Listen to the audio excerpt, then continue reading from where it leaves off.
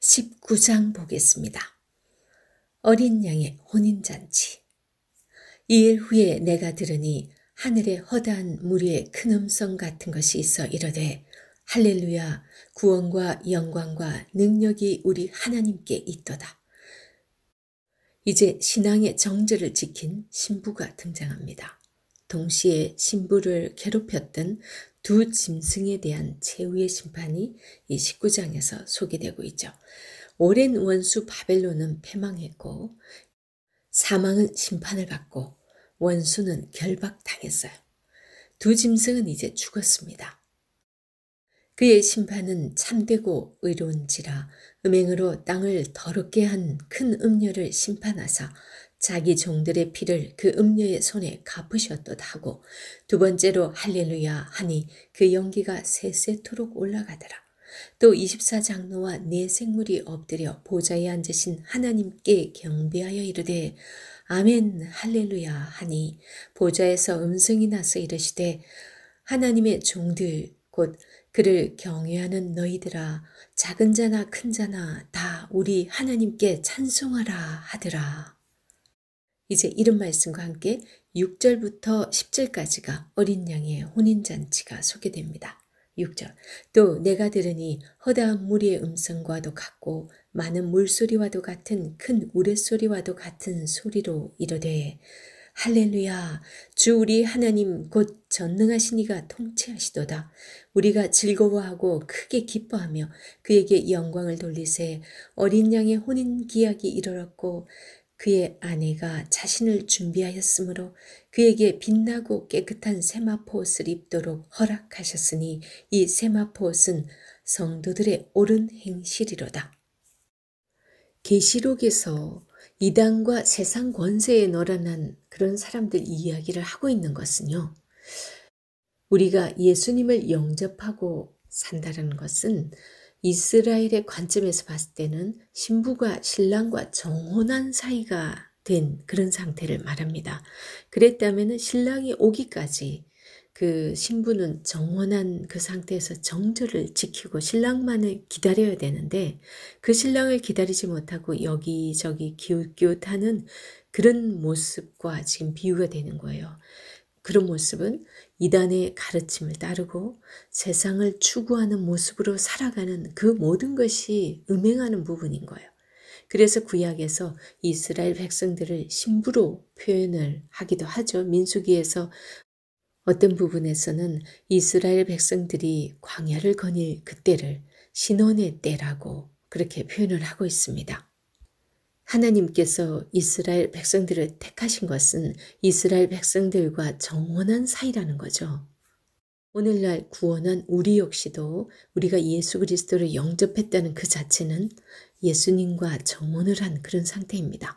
이제 재림 때까지 우리의 그 양육 기간 동안 우리는 세상에 기웃기웃하면 안 되고 다른 이단들에 빠지면 안 되고 오직 예수 그리스도의 그 말씀을 먹고 그 말씀에 순종하며 사는 그 삶을 사는 것이 정절인데 그걸 지켜야 되는 거예요.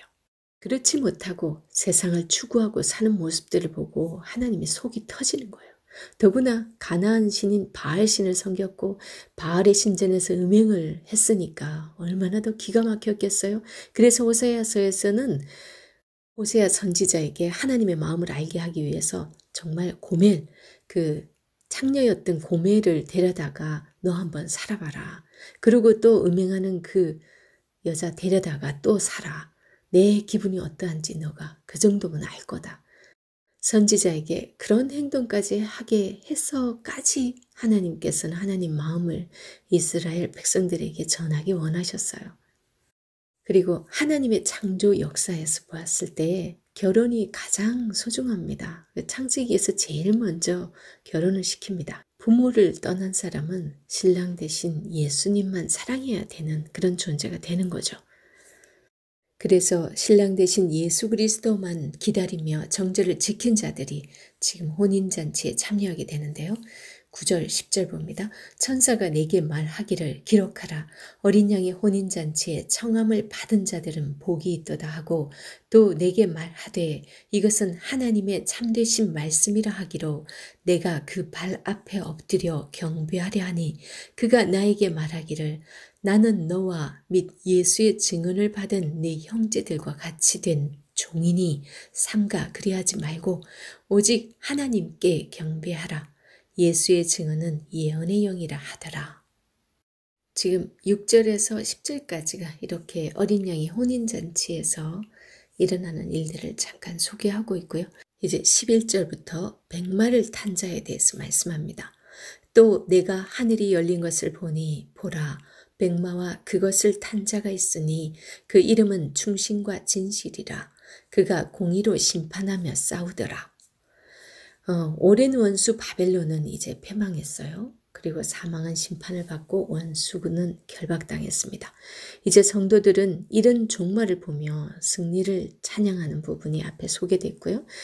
이제 신랑 되신 예수님께서 혼인잔치에 백마를 타고 등장을 합니다.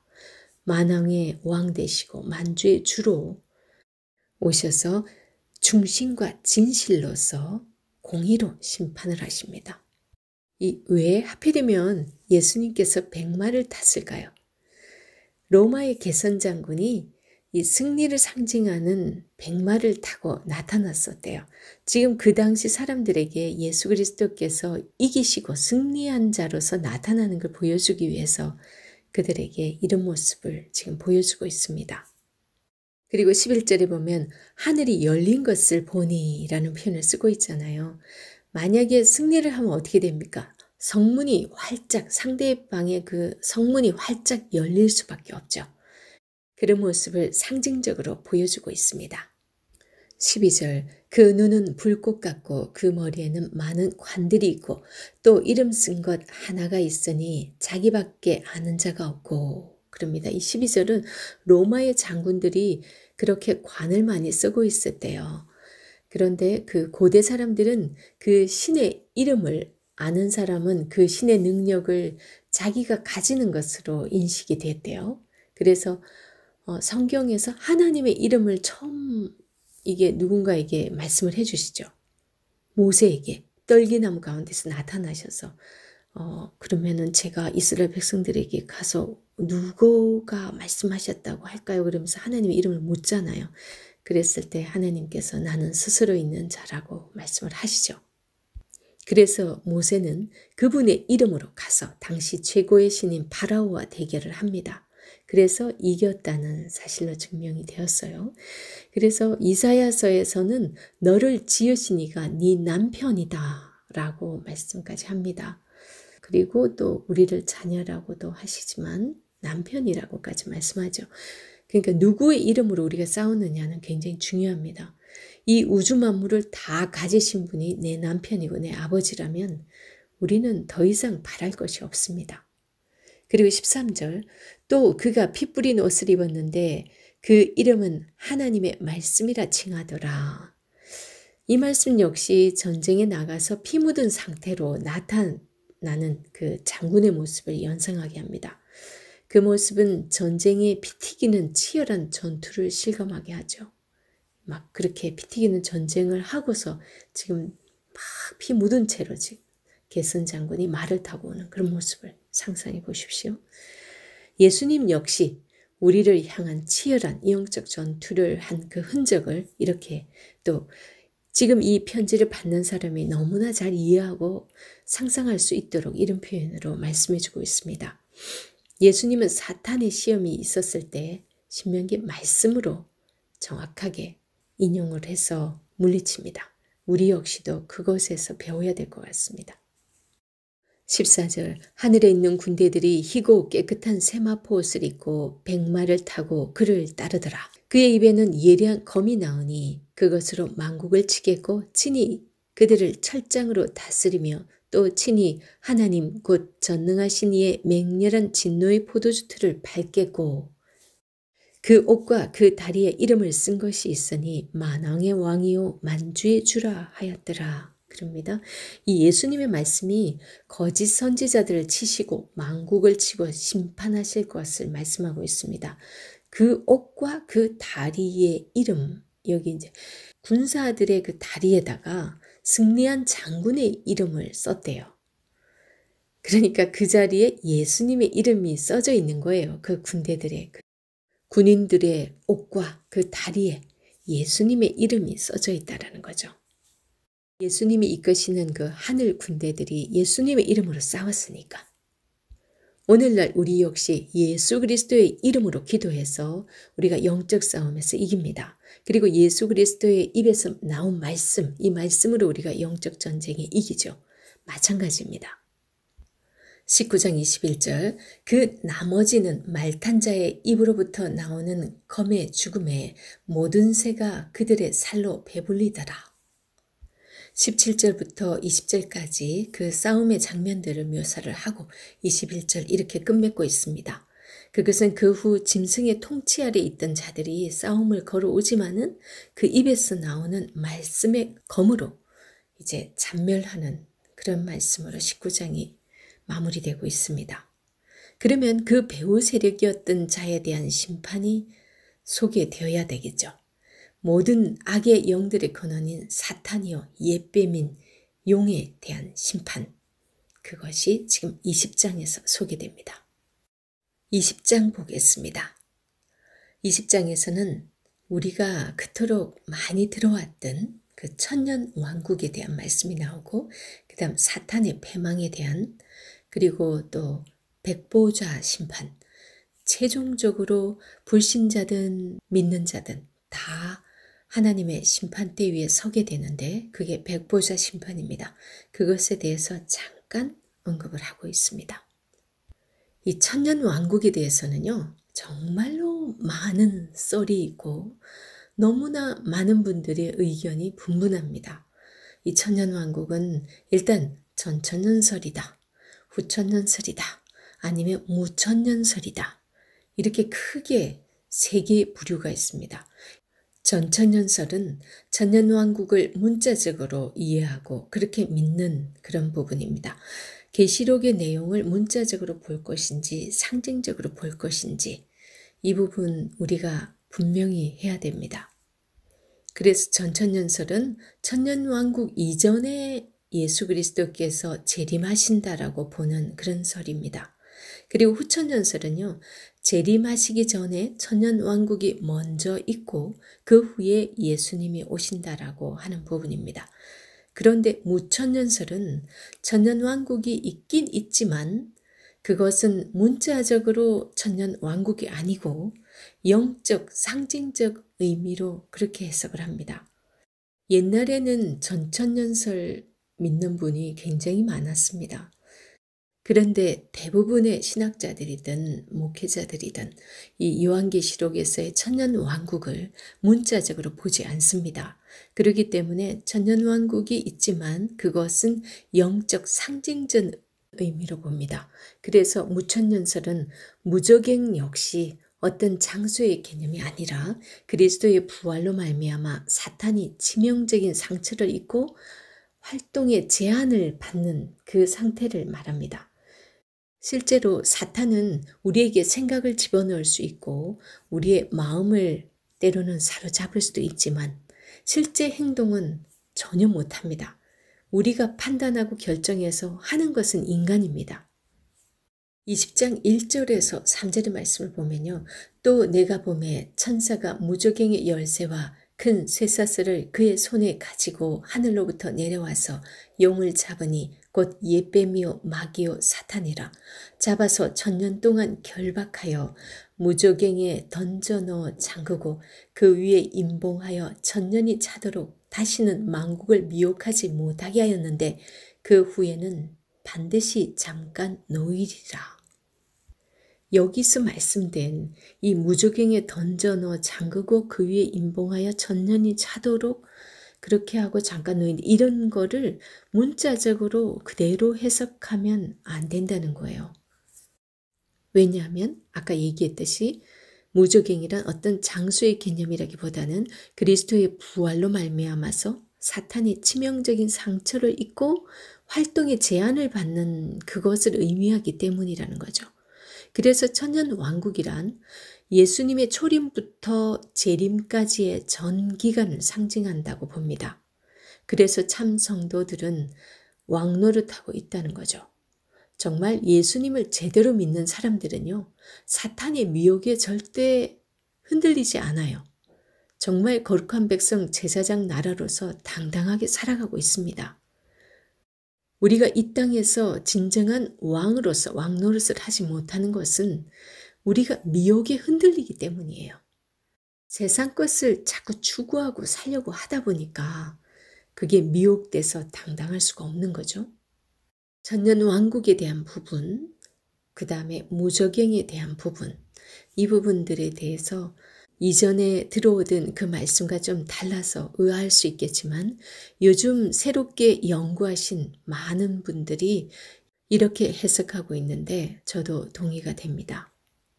왜 그러냐면 이 요한계시록에서 소개되고 있는 인심판이나 나팔재앙이나 대접심판이나 이런 것들이 오늘날 우리에게 이미 행해지고 있는 부분들로 일맥상통하게 뭔가 맞잖아요. 그죠? 그리고 7절에서 10절까지가 사탄의 패망에 대해서 말씀하고 있습니다. 천년이 참에 사탄이 그 옥에서 놓여 나와서 땅의 사방 백성 곧 곡과 마곡을 미혹하고 모아 싸움을 붙이리니 그 수가 바다의 모래 같으리라. 그들이 지면에 널리 퍼져 성도들의 진과 사랑하시는 성을 두루매 하늘에서 불이 내려와 그들을 태워버리고 또 그들을 미혹하는 마귀가 불과 유황못에 던져지니 거기는 그 짐승과 거짓 선지자도 있어 세세토록 밤낮 괴로움을 받으리라. 그래서 아마겟돈 전쟁이나 곡과 마곡의 전쟁은 같은 전쟁으로 봅니다. 다르게 설명했을 뿐인 거죠.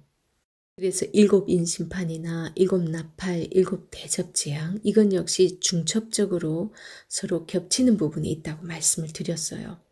그리고 이제 20장 11절부터 15절까지가 백보좌 심판에 대해서 언급을 하고 있습니다. 실제로 백보좌 심판이 많이 유명하지만 11절에서 15절까지 이렇게 몇 절 되지 않는 부분으로 소개하고 있습니다. 또 내가 크고 흰 보좌와 그 위에 앉으신 이를 보니 땅과 하늘이 그 앞에서 피하여 간데없더라. 또 내가 보니 죽은 자들이 큰 자나 작은 자나 그 보좌 앞에 서 있는데 책들이 펴 있고 또 다른 책이 펴졌으니 곧 생명책이라.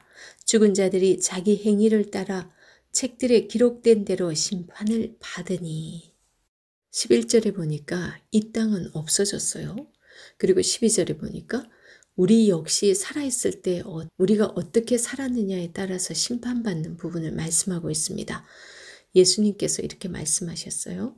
각 사람의 행위대로 갚아주리라. 예수님도 그러셨고 그리고 예레미야서 17장에 보면 나 여호와는 심상을 살피면 그 마음의 배부를 살핀다는 거죠. 마음을 살피고 배부를 시험하고 각각 그 행위와 그 행실대로 보응하리라 그렇게 말씀을 하십니다. 그 다음 로마서 2장 6절에도 보면 하나님께서 각 사람이 그 행한 대로 보응하시되 그리고 베드로전서 1장 17절에는 각 사람의 행위대로 심판하시는 이를 너희가 아버지라 부른즉 너희들이 나그네로 있을 때에 두려움으로 지내라. 지금 우리의 삶 가운데 어떻게 살아야 될지를 이렇게 경고하고 있습니다. 우리가 계속 들어온 것은 구원은 행위가 아닌 믿음이라고 들었는데 지금 이건 보면 철저하게 이 행위를 말씀하는 것 같이 느껴지지 않으세요? 그런데 이 믿다는 말씀 속에 정말 하나님께서 우리가 진짜 어떠한 믿음으로 우리가 살아가고 있는지 어떤 마음인지를 모두 다 아세요. 하나님께서 야다 하신다 그러죠. 그렇기 때문에 우리의 머리털까지 세신바 되기 때문에 정말 우리가 믿음이 있다면 그 나타나는 행위들이 뭔가 다른 거죠. 그래서 우리의 은밀한 구석까지도 나만 아는 죄, 때로는 나조차도 때로는 간과해버린 그런 죄까지도 우리 주님은 다 아신다는 거예요. 13절 바다가 그 가운데서 죽은 자들을 내주고 또 사망과 음부도 그 가운데서 죽은 자들을 내주매 각 사람이 자기의 행위대로 심판을 받고, 여기도 분명히 각 사람이 자기 행위대로 심판을 받습니다. 그리고 사망과 음부도 불못에 던져지니 이것은 둘째 사망 곧 불못이라. 13절에서 죽은 자는 하나님을 부인하거나 하나님을 모르는 자를 말합니다. 바다가 죽은 자들을 내주고 합니다. 이 바다는요, 혼돈과 죽음을 의미합니다. 그리고 14절에서 사망과 음부도 불못에 던져지니 이것은 둘째 사망 곧 불못이라 그럽니다. 사탄은 언제나 육신의 두려움을 가지고 사람들을 협박하고 두려움을 주죠. 그런데 성경 곳곳에서는 이 땅에서 육신의 죽음, 그 이후에 모든 것이 나타나는 것이 그게 더 두려운 거지, 지금 이 땅에서의 잠깐의 그 죽음이 두려운 것이 아니라는 사실을 곳곳에서 말씀을 합니다. 15절, 누구든지 생명책에 기록되지 못한 자는 불못에 던져지더라. 15절에서 이 생명책에 대해서 말씀하는데, 예수님을 영접한 자들이 기록되는 그 생명책이죠. 그런데 우리가 정말 잘못 알고 있는 것은 한번 그 생명책이 기록되면 절대로 떨어지지 않고 우리가 세상으로 나가더라도 그곳에서 지워지지 않아. 이렇게 생각하는, 때로는 그렇게 말씀하시는 분들이 있는데 절대로 잘못됐습니다. 하나님은 아무도 지옥에 보내고 싶지는 않아요. 기본적으로 하나님의 말씀은 어떻게든 내 자녀들 잃지 않기 위해서, 끝까지 버리지 않고 붙들고 있기 위해서 하나님은 그런 마음을 가지세요. 그런데 이 사탄은 참수하는 자예요. 그런데 하나님의 공의가 있잖아요. 하나님 말씀에 어떠한 자들은 절대로 생명책에 기록될 수가 없고, 어떠한 사람들은 절대로 이 예수 그리스도로 새 생명을 얻을 수 없다라는 그런 룰이 있어요, 말씀에. 그런데 거기에 적합하지 않으면 그 사탄이 가만히 있겠어요?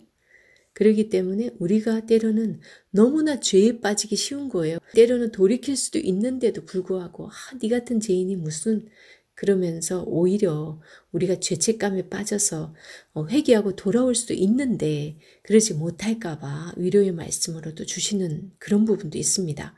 그래서 하나님의 말씀은 모두 구원에 초점을 맞추고 있는 건 사실이지만 하나님의 사랑의 그 마음을 악용해서 이 땅에서 방종하면서 죄 가운데 그렇게 살아가다가는 사탄이 가만 안 있겠죠.